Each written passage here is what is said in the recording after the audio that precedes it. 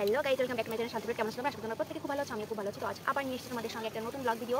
তো চলো, আজকে টাইটেল আর থাম্বনেল দেখে আশা করি বুঝতে পারছো ভিডিওটা কী হতে চলেছে।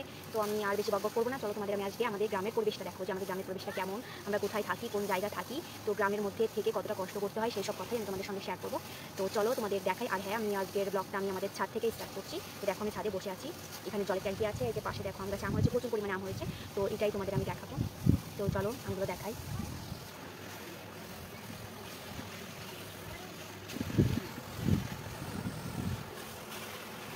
তো দেখো কত সুন্দর আম হয়েছে গাছে।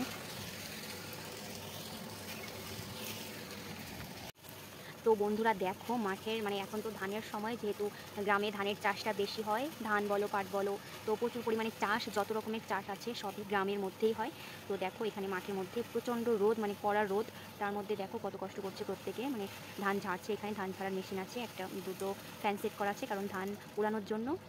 দেখো কেমন করে এই রোদের মধ্যে একজন ধান নিয়ে যাচ্ছে, আর কয়েকজন ধান ঝাড়ছে, আবার কয়েকজন ধরিয়ে দিচ্ছে ধানগুলো, আবার কয়েকজন একবারে বিচিলি করে ফেলছে। দেখো তোমাদের এই গ্রামের পরিবেশটা আমি দেখাই। আমরা যেখানে থাকি এখানকার পরিবেশটা এরকম, সবাইকেই খুব কাজ করতে হয় গ্রামের মধ্যে। যদি জমি থাকে চাষ করতে হয় তাহলে প্রচুর পরিমাণে খাটতে হয়, খুব পরিমাণে কাজ করতে হবে। তো দেখো কতটা স্পিডে কাজ করছে। অনেকে ভাবে যে না, ধান করতে কি সমস্যা, যারা কিনে খায় আর কি চাল, তো তাদের তো কোনো ব্যাপার নয়। আর যারা কষ্ট করে দেখো এগুলো তৈরি করছে তাদের কতটা কষ্ট করতে হচ্ছে, তোমাদের আমি এই ভিডিওর মাধ্যমেই সেটা দেখাবো। দেখো রোদ হোক বৃষ্টি হোক, তো কাজ করতেই হবে। দেখো গ্রামের মধ্যে প্রচুর পরিমাণে কাজ। তো দেখো চাষ, চারপাশে শুধু চাষ আর চাষ।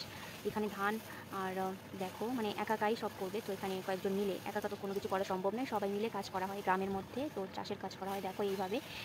তো আরও দেখাই তোমাদের। দেখো এখান দিয়ে আমাদের বাড়ির সামনেই এইটা, আর এই যেটা দেখতে পাচ্ছি এটা হচ্ছে, এখানেও ধান আছে। দেখো এটা আমাদের ঘর, রান্না করার আর কি। আর এদিকেই দেখো ধান, কতগুলো ধান গাল করা হয়েছে। এই ধান আজকে ঝাড়তে নেই করেও সারাদিন টাইম লেগে যাবে, সন্ধ্যা হয়ে যাবে ধান ঝাড়তে, ধান ওড়াতে এতটা টাইম লাগবে।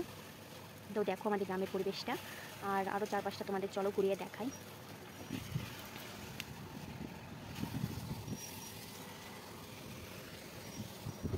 এই দেখো আম দেখাই, সবুজ আর সবুজ, চারিদিকে শুধু সবুজের বাহার। সেই আছে না, সুজলা সুফলা শস্য শ্যামলা আমাদের এই দেশ। তো দেখো আম হয়েছে, এখন আমের সিজন, আর কয়েকদিন পরে ঝড় বৃষ্টি হবে, যার জন্য সবাই খুব পরিমাণে যাদের যাদের ধান আছে তারা ধান কেটে বাড়ি নিয়ে যাচ্ছে যাতে কোনো সমস্যা না হয়। দেখো আম হয়েছে কত পরিমাণে, এক থোকায় এতগুলো আম হয়েছে। তবে আমগুলো দেখতেই শুধু সুন্দর, খেতে খুবই টক, পাকলেও টক, কাঁচা থাকলে তো আরও টক, মুখে দেওয়া যায় না।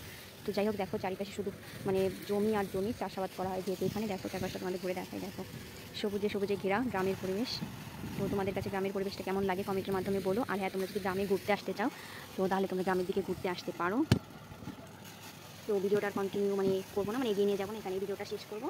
তো ভিডিওটা যদি ভালো লাগে তাহলে অবশ্যই লাইক কমেন্ট, যদি গ্রামকে খুব ভালোবেসে থাকো তাহলে অবশ্যই গ্রামের উপলক্ষে লাইক কমেন্ট শেয়ার সাবস্ক্রাইব এগুলো করো, পাশে থেকো। পুরো ভিডিওটা দেখার জন্য থ্যাংক ইউ।